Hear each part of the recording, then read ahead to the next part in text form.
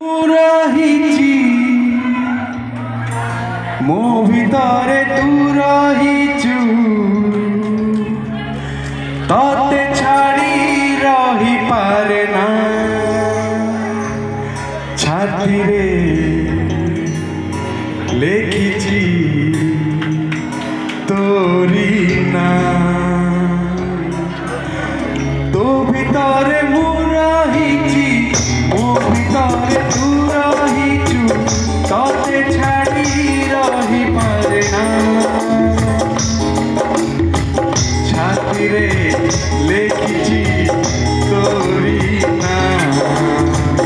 छाती रे लेखिची तोरी ना। आज किंतु कहि परिबी जे छाती रे लेखिची चंदनी पाड़र ना आउ एई स्मृति एई अनुभूति को नहीं कि आज फेरबी ता सहित जो दायित्व मो आपण मान को देली जो संपर्क आम सोशल मीडिया माध्यम तैयारी करने कहले से संपर्क सहित और अनेक संपर्क तैयारी करने कथा कहली आशा आपण मैंने से भूलेनि आशा आमर ये संपर्क आज आरंभ हो आज सरबनी बरं 10 वर्ष 15 वर्ष 20 वर्ष 30 वर्ष मु बुढ़ा है भी ये आसुवी बहुत बहुत धन्यवाद। जीवा पूर्व केवल गोटे कथा कहबी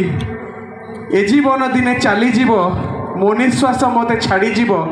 हेले शेष दिन जाए मोर मुंड मो दर्शक पाखे नौथुब मो दर्शक पाखे नौथुब